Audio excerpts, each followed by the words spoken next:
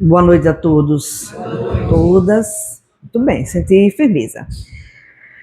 Quero inicialmente agradecer a oportunidade do convite, principalmente agradecer a todos que fazem esse grupo espírita, né? Esse lar, né? Consolador, na figura da pessoa do Beto, a quem nós ficamos em contato. Né? Estive aqui nessa casa de oração há um tempo atrás, eu diria que acho que tem muito mais de 15 anos que estive aqui. Acho que muito mais. A convite do querido Cândido, o qual eu trabalhei certo tempo com ele na Federação Espírita do Estado de Sergipe.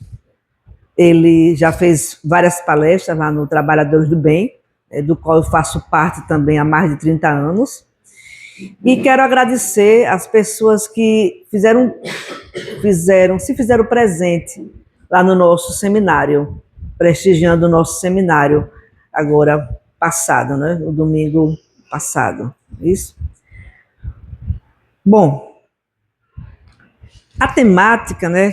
Sim, mas aí eu vou novamente reforçar um abraço realmente caloroso de todos que fazem parte lá do Trabalhadores do Bem, né, para cada um de vocês. E eu sempre falo, né, eu sempre falo que eu não faço palestras. Eu trago algumas reflexões daquilo que leio, daquilo que escuto, né, e a gente vai socializando. Porque a mensagem, o bom da mensagem, o objetivo fundamental da mensagem é que você possa socializá-la. Que à medida que você socializa, você cada vez mais vai introjetando em você esses conhecimentos. Tá?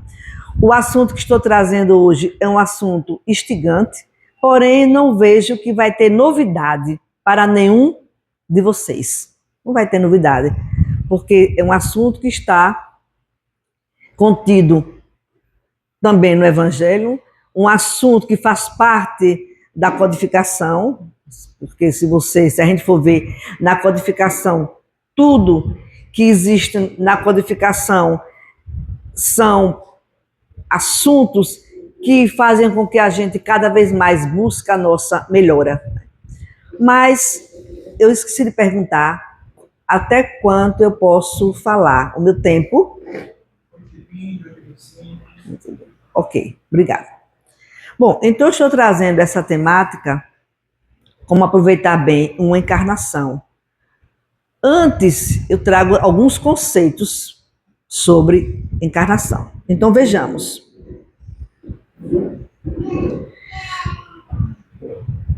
O que seria a definição de encarnação? E aqui está dizendo, é um estado em que os espíritos estão quando se revestem de um envoltório corporal.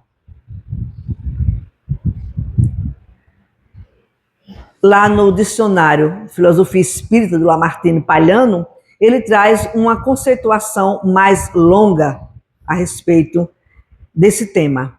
Encarnar. Nascer em um corpo de carne, quando o espírito vai encarnar, aproxima-se de sua mãe, unindo-se ao novo ser que se forma desde o instante da concepção.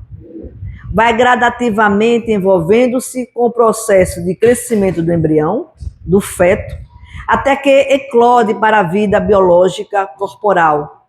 No momento em que nasce pelo parto, aí se diz que ele está encarnado. As sucessivas encarnações de um espírito através de sua jornada evolutiva dá-se o nome de reencarnação. E aí eu chamo a atenção para uma reflexão, irmãos e irmãs. A partir desse momento biológico, desse momento científico, em que se dá essa concepção, a partir daí nós, pai, mães, já temos uma grande responsabilidade sobre esse feto que está se formando. Vocês têm um livro A Vida no Mundo Espiritual, né, do André Luiz. A gente vê a reencarnação do Segismundo, já o compromisso daquela família para receber aquele ser, né, que vai vir ao mundo. Então já começa aí a nossa grande responsabilidade, enquanto pais, enquanto mãe, né? Enquanto pais de uma maneira geral. Principalmente para nós, né, espírita, que sabemos dessa responsabilidade, que sabemos e pelo menos devemos saber e entender como vai se portar esse ser durante toda essa jornada da sua encarnação. E a responsabilidade desses pais, né, que vão acolher, que vão receber esse ser no seu lar. Continuando. Trago uma citação do capítulo 4 do Evangelho segundo o Espiritismo. Essa edição é da Federação Espírita do Estado de São Paulo, quando diz: definia Jesus que, sem nascer de novo, ou seja, reencarnar, retornar à experiência na carne, não nos seria possível identificar os parâmetros da existência de Deus e de sua presença dentro de nós. Então é necessário toda essa trajetória da nossa vida, dessa nossa vida evolutiva, para que a gente sinta uma força maior, uma presença maior de um ser que permeia, eu diria, permeia toda a nossa existência. E continua. Nós não podemos ver o reino de Deus, não pode ver o reino de Deus. A afirmativa não pode ver o reino de Deus é incisiva e restritiva. Somente pela assimilação de recursos que a reencarnação proporciona, estará a criatura capacitada de visualizar padrões que lhe assegurarão o avanço no rumo do equilíbrio e da paz. Isso só é possível, claro, a gente nascendo, renascendo, tendo várias e várias experiências corporais. Que para isso existem condições fundamentais, que a gente vai ver mais adiante. Então eu trago isso aí. Quais são as condições? Seriam várias condições, inúmeras condições. Eu aqui selecionei apenas algumas, porque também não daria tempo para que a gente discorresse as tamanhas condições para essa situação de aproveitar bem uma encarnação. Quero dizer a vocês que essa nossa reflexão eu tirei de um livro que tem a mesma temática, que é do José Carlos Leal, essa mesma temática do livro. Então vamos ver aqui algumas condições fundamentais, imprescindíveis para esta encarnação, para as futuras também reencarnações. Eu trago aqui a primeira e diria a mais fundamental, a crença em Deus. Deus deve ser o fundamento de toda vida verdadeiramente positiva. Deus existe, todo o resto é consequência desta experiência. Não importa a forma da sua crença. Porque eu não acho, eu acredito que todas as crenças, sejam elas quais forem, a meta fundamental é a crença em Deus. Porque Deus está acima de tudo. Deus é o nosso pilar. Deus é quem faz, eu diria que todas as vezes, não vou dizer inúmeras vezes, que a gente possa parar e pensar sobre a nossa existência terrena, sobre o que estamos fazendo aqui, por que viemos para aqui, para que viemos a esse plano Terra. Então, a crença em Deus é a condição principal nesse processo de aproveitar bem uma encarnação. Trago outra condição fundamental. Evitemos o fanatismo. O fanatismo, ele atrapalha, ele impede que a gente possa ver coisas corretas. Porque o fanático, ele fica preso àquele objeto que o seduz. Eu diria que às vezes também existem, eu vou fazer essa fala para depois colocar minha explicação. Não seja fanático por coisa alguma. O fanatismo é uma espécie de doença que anula o racionalismo. e o bom senso. O racionalismo e o bom senso. O fanático perde a liberdade de ser para investir toda a sua emoção no objeto que seduziu. Será que às vezes essas guerras, ditas guerras religiosas, são pessoas fanáticas? Né? Os homens bombas, pessoas fanáticas. Quem não lembra aqui daquele fato que foi mundialmente comentado daquele pastor Jim Jones, né? Que levou uma massa toda ao suicídio por uma dita crença, e outros mais que a gente vê por aí. Será que nós também, nós espíritas, às vezes não somos fanáticos? Será que não somos?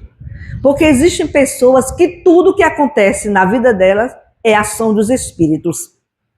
Tudo.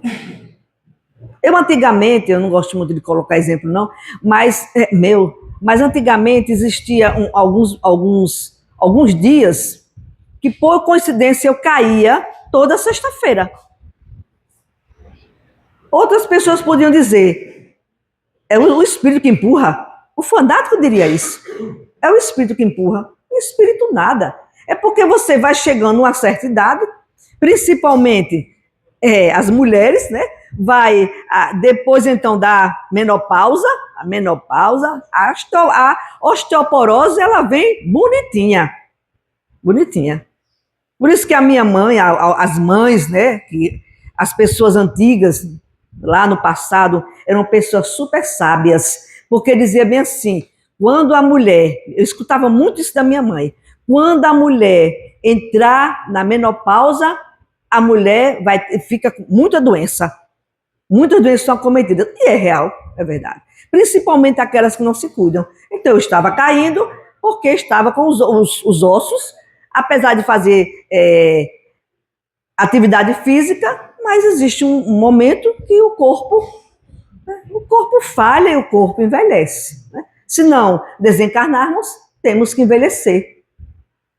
Está aí a mídia colocando, na nossa conjuntura atual, o Brasil está povoado mais de pessoas idosas. O idoso está aumentando gradativamente o número de idosos. E por isso vai ter que ter medidas de políticas públicas para essa população que está realmente envelhecendo. Tá? Então vamos evitar o fanatismo. Não tenha medo de mudar. É outra condição imprescindível. Existem muitas pessoas que gostam de fazer afirmações enfáticas, como eu sou assim mesmo que eu sou, eu não mudo, não sou a Maria vai com as outras, eu tenho personalidade, etc. Mudar de comportamento é a coisa mais interessante que um ser humano pode fazer por si mesmo. Quantas e quantas pessoas mudaram a sua forma de vida por uma causa maior? Aqui poderia colocar muitos exemplos, mas eu apenas colocar 2. Santo Agostinho.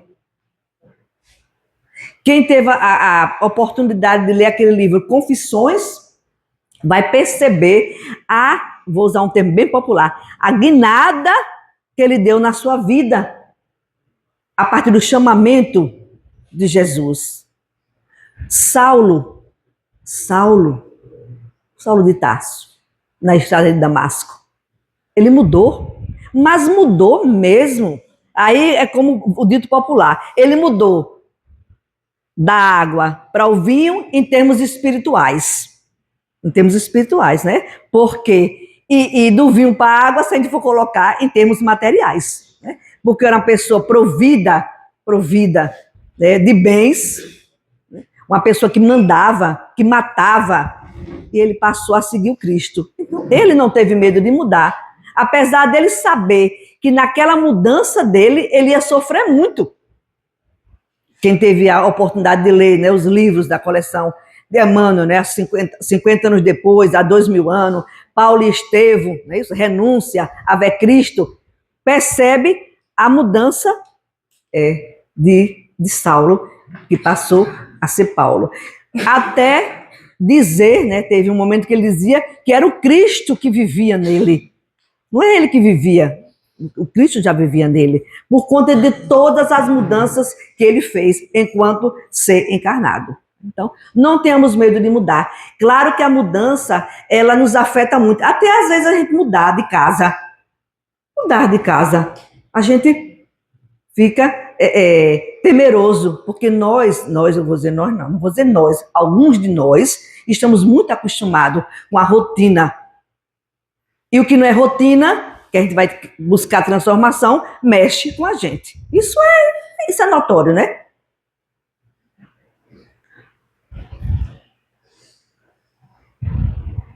Ocupar-se e não preocupar-se. Isso aí é um pouco difícil, viu? Se examinarmos a vida em nosso redor, verificaremos como as pessoas vivem preocupadas. A preocupação, ela faz com que a gente não veja o óbvio. A preocupação faz com que a gente se esqueça até de quem nós somos. Porque vamos buscar um objeto, algo que ainda nem existiu, mas que eu já estou preocupada. Vou marcar uma reunião. Vou fazer uma reunião no centro espírita para definir coisas do próprio direcionamento da casa, ou falar sobre o movimento. Eu já estou preocupada. Será que a reunião vai dar certo? Será que vão fazer alguma crítica à minha pessoa? Será que vai ter alguma confusão? Isso é correto. Correto que eu digo que existe. Isso existe muito nas nossas vidas. E outras coisas mais corriqueiras do dia a dia.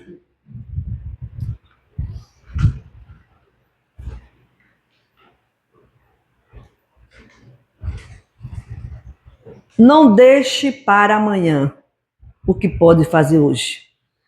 Muitas pessoas motivadas pelo medo, ou pela ignorância, ou pela preguiça, passam todo o tempo adiando o que deve ser feito. E estão sempre a dizer, amanhã eu faço. Do ano que vem não passa. E é verdade. Estamos sempre postergando para depois coisas importantíssimas nas nossas vidas. Um exemplo simples. Às vezes nós estamos sentindo que o nosso corpo está sinalizando algo que não está bem. Porque todos nós percebemos o que está bem conosco e o que não está. O corpo, ele dá um sinal, o corpo sinaliza, o corpo nosso fala, mas a gente não dá importância. E aí, precisamos buscar, são coisas simples, gente, mas que são importantes. Precisamos buscar um atendimento, uma consulta médica, ir ao médico, mas, às vezes, motivados por essa preocupação do que pode acontecer, aí vai postergando. Eu não vou, porque chega lá, o médico vai passar milhões de exames, e vai mesmo, vai passar milhões de exames, eu vou descobrir coisas que eu não quero descobrir, então é preferível ficar na ignorância do que eu saber. Então vou deixando para amanhã. As famosas dietas, né?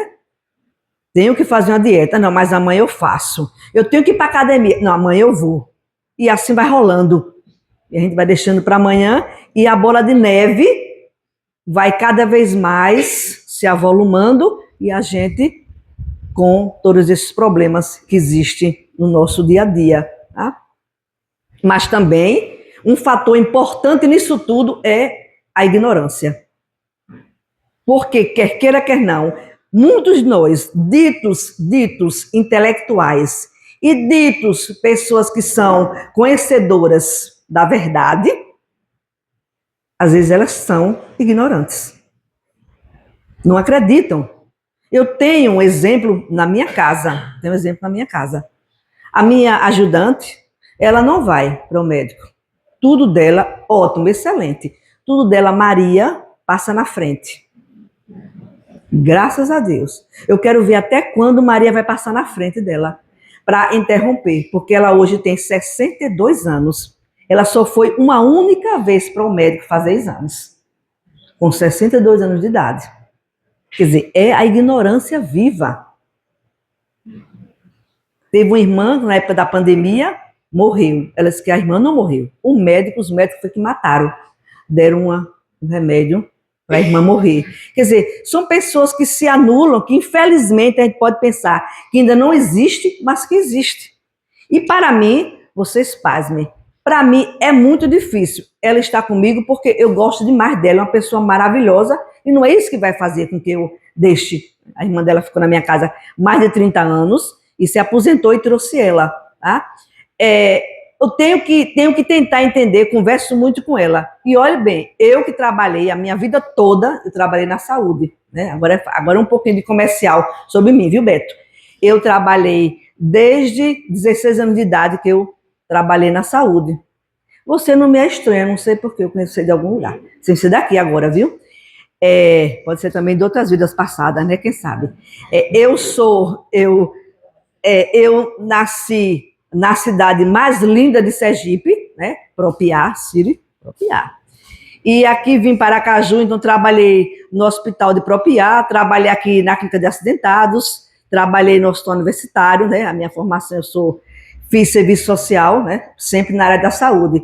E para mim isso é muito difícil, porque eu sempre digo a ela, você tem que se tratar, porque de repente você pode ter, digo mesmo, você pode ter um piripaque e você não sabe do que foi que você adoeceu, porque morrer, eu digo a ela, morrer, não vou dizer que desencarnar, que ela que não vai saber mesmo que é desencarnar, porque é católica, apostólica, romana, Maria fala com ela disse que tem um quadro de Maria, Maria às vezes sai do quadro e fala com ela, então, aí é um exemplo típico do fanatismo. Fanatismo ao vivo e a cores. Ao vivo e a cores, né? Então, não vou discutir isso com ela, né? Jamais. Ela tem a crença dela, eu tenho a minha, mas não custa nada a gente conversar, né? Tentar explicar. Então é isso aí. Então não vamos deixar para amanhã o que pode fazer hoje, mesmo com os nossos medos. Mesmo com os nossos medos. Porque a gente sabe muito bem, isso aí eu digo com conhecimento de causa, que se você realmente for para um médico, vai surgir outros médicos. Vai ser a prática da encaminhoterapia. Eu digo que é encaminhoterapia. Porque você vai para tratar o estômago, né? Deu uma gastrite, aí você vai, trata o estômago. Daqui a pouco a gastrite já ocasionou uma arritmia, aí você vai para o cardiologista e por aí vai. Vai uma sequência de médicos. Então talvez seja por isso que as pessoas postergam essa ida para fazer tratamentos, né? Mas está tudo certo. Bom, não sei não se está tudo certo não, mas vamos dizer que está.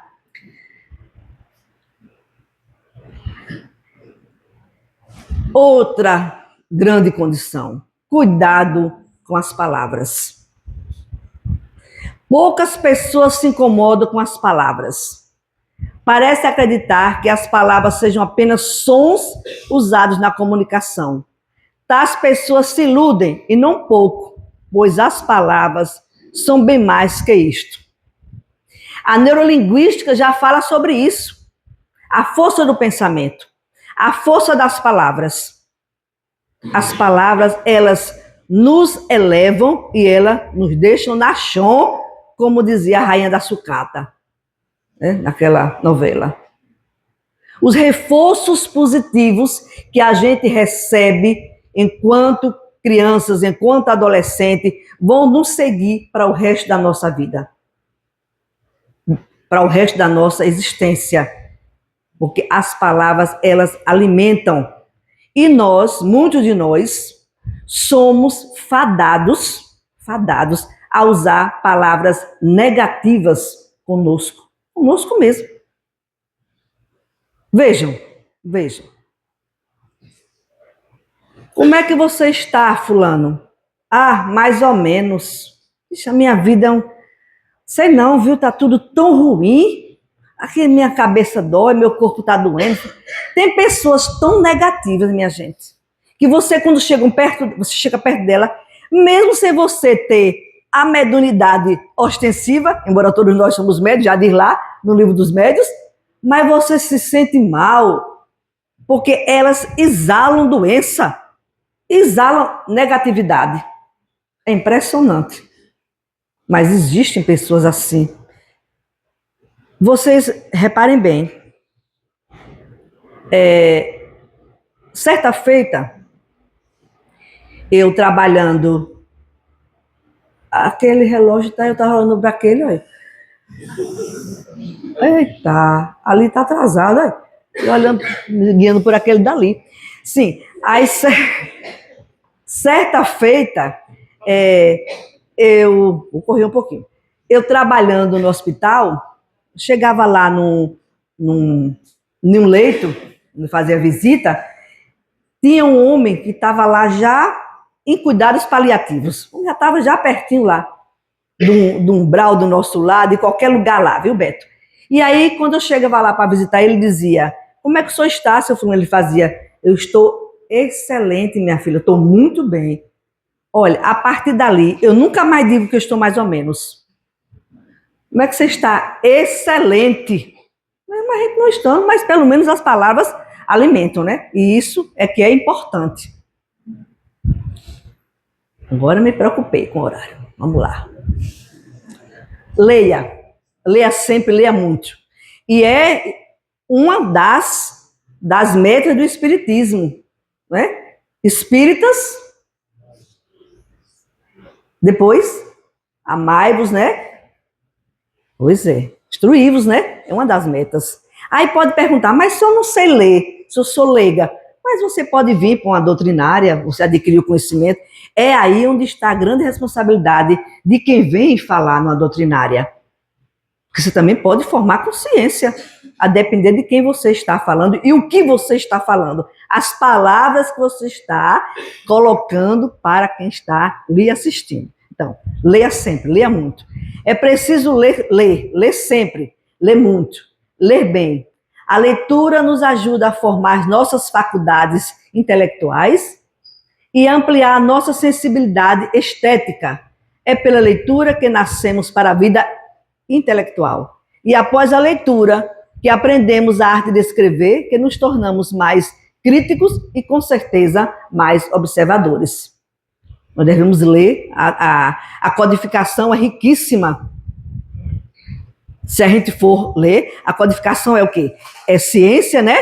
Religião, filosofia. Então, pronto, você já está ali, já está formado em termos de conhecimento. Portanto, vamos também saber como lidar com o passado. Todas as coisas e também o homem possuem um passado e, por consequência, uma história. Devemos dar importância ao nosso passado, mas não ficarmos apegados a esse passado. Nem tudo a gente deve remontar ao passado, porque meu passado era assim, porque eu era assim, minha vida era melhor assim. Não. Nós devemos trazer coisas boas do nosso passado. Nós não vamos matar nunca o homem velho que existe dentro de nós, mas podemos renovar esse homem velho, para que ele possa dar saltos cada vez maiores para a nossa evolução moral e, consequentemente, a nossa evolução espiritual. E aí, eu trago algumas figuras da história que souberam aproveitar a encarnação. Estou trazendo São Francisco de Assis, com aquela oração, né? E eu trago aqui também uma frase que eu achei muito interessante, eu até fiz questão de copiar, deixa eu ver se eu encontro aqui nas minhas anotações, quando ele diz, Senhor, além dessa oração belíssima, né? Senhor, dai-me forças para mudar o que pode ser mudado, resignação para aceitar o que não pode ser mudado, e sabedoria para distinguir uma coisa da outra. Entendeu? Trago também Madre Teresa de Calcutá. Não estou fazendo nenhuma propaganda, a Netflix não me deu nenhum cachê, mas ela lançou agora um livro, né, um filme, né, sobre Madre Teresa de Calcutá. Está lá na plataforma lá da Netflix. E que ela diz, santidade não é virtude dos santos, é a necessidade de cada um de nós. Necessitamos cada um exercitar o santo que existe dentro de nós, porque nós temos Trago Mahatma Gandhi também, como um dos grandes, né? Mahatma Gandhi foi, ele, vou dizer que promoveu, né? A independência da Índia sem guerras, apenas com as palavras. Mas, para tudo isso, ele teve que dar o quê? Ele teve que mudou a vida dele.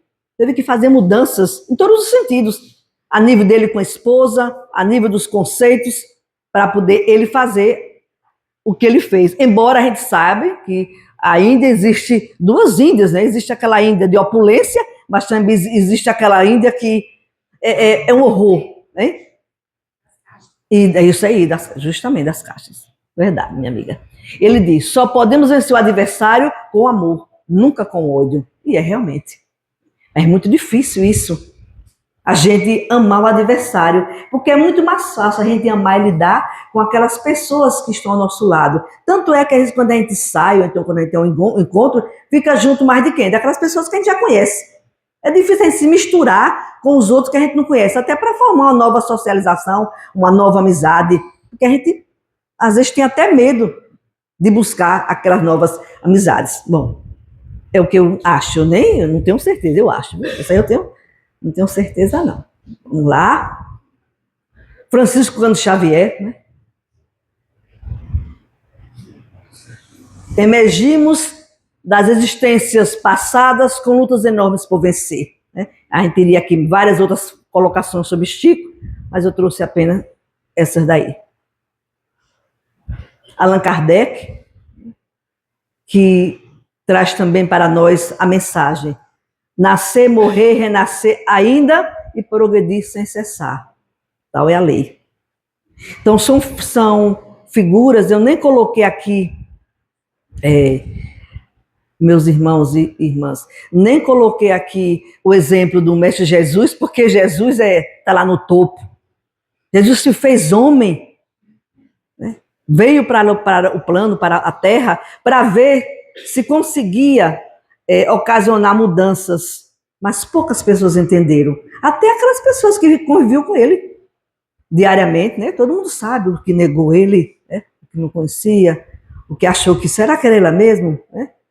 Então, imagine nós, né? Então, por isso que eu não coloquei aqui a figura do Mestre Jesus, porque ele não mudou. Ele não mudou nada. Ele fez com que as pessoas que estavam ao lado dele se mudassem, né? Ocasionassem mudanças, porque ele não fazia a cabeça de ninguém. As pessoas que tocadas pela palavra dele buscavam novas formas de viver. A mulher hemorroida, né? Hemorroida que tocou nos vestes dele, alguém me tocou e ficou sã, né? A própria Madalena e assim por diante, né, gente? Então, para exercitar e introduzir em cada um de nós estes conhecimentos, se faz necessário que a gente possa tomar umas drajazinhas de otimismo. E que drajas são essas que eu estou trazendo? Primeiro com a citação de Marcos 2,17, quando ele diz: os sãos não necessitam de médico, mas sim os que estão doentes. Eu não vim chamar os justos, mas sim os pecadores ao arrependimento. Porque os sãos, como já dizia o Mestre Jesus, não precisam de remédio. E sim aqueles que estão passando por momentos difíceis e que, infelizmente, a gente às vezes não consegue trabalhar esses momentos. Vivemos hoje em uma sociedade, embora estejamos em vias de regeneração, né, no planeta de regeneração, onde estamos no de provas e expiações, mas é muito difícil para cada um de nós tentar buscar essa meta de uma evolução, porque ainda estamos precisando de muita reforma, né? Principalmente a tal comentada reforma íntima, né? E aí, lembre-se sempre da condição espiritual do enfermo da alma e discipline-se, usando as medicações indispensáveis. Acidente inesperado, medique com a paciência. Lá conturbado, ingere a pílula da tolerância. Ciclos profissionais difíceis, injete possante dose de fé e trabalho. Atividade doutrinária em bancarrota, atividade doutrinária em queda, em fracasso, absolve a oração refazente e harmonizadora. Decepção amorosa, use a drágia da confidência orientativa. Infelicidade nos relacionamentos, ingere o comprimido fortalecedor da perseverança. Dores corporais na doença, acalme-se com o medicamento da esperança. As drágeas de otimismo são vitaminas benéficas para a sua paz interior. Leve-as sempre na bolsa da vigilância e jamais deixe de utilizá-las, destampando o frasco da boa vontade que as conserva. A fonte é esse livro, Receitas para a Alma, e é onde a gente pode encontrar essas drágeas. Qual o laboratório que podemos encontrar essas drágeas? O laboratório da nossa vida, o laboratório da nossa vontade de mudar. E a doutrina dos espíritos, ela nos leva a esse laboratório. Ela pode ser esse laboratório. E trago essas drágeas para nós, esses medicamentos. Esses que eu coloquei agora, eles estão todos nessas caixinhas. Então vale a pena a gente usar, né? A saúde, a força, a alegria, equilíbrio emocional, sucesso, perdão, salvação, felicidade, amor e também a competência. Até porque hoje, nessa sociedade, voltando à questão da sociedade, a gente vive em um momento em que as nossas emoções não trabalhadas, as nossas emoções que a gente não consegue, eu diria, ter uma visão maior sobre elas, porque elas estão acontecendo, elas geram doenças. As emoções não trabalhadas, elas geram doenças.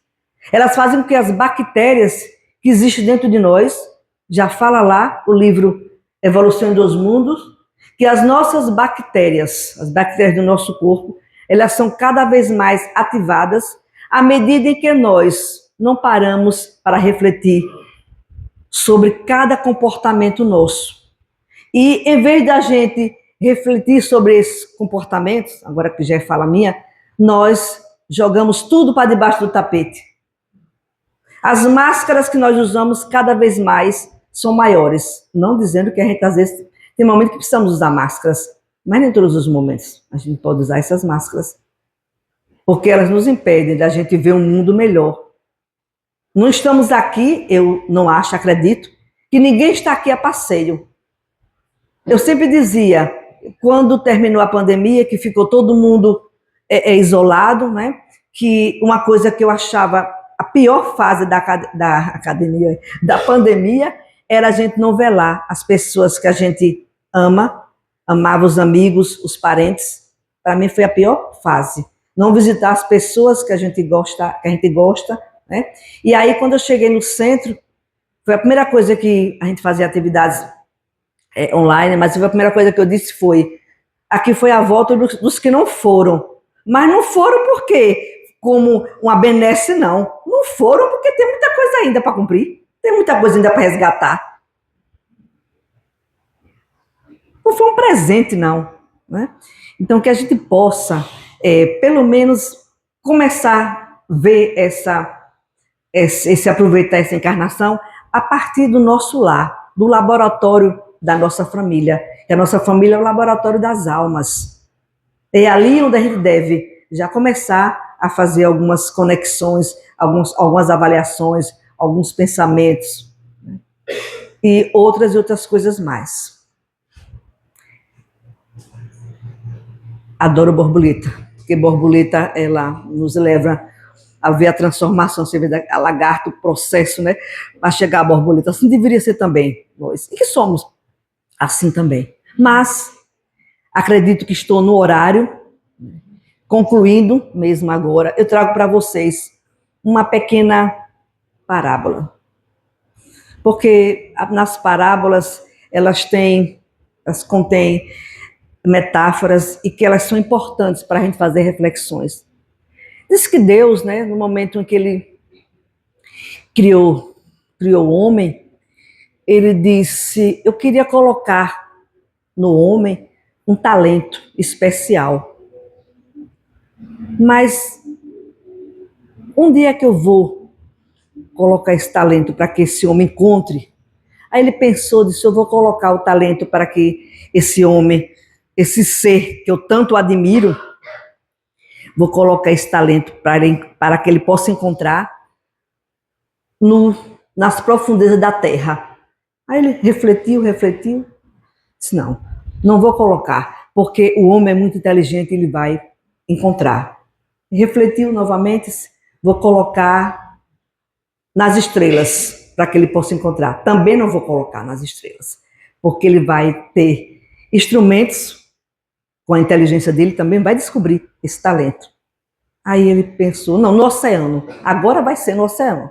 Com certeza, no oceano ele não vai encontrar. Refletiu de novo: não, no oceano também não. Aí depois de muitas horas pensando, refletindo, Deus disse: eu vou colocar o grande talento do homem dentro dele mesmo, porque vai ser o último lugar que ele vai encontrar, porque ele é difícil de mergulhar no íntimo.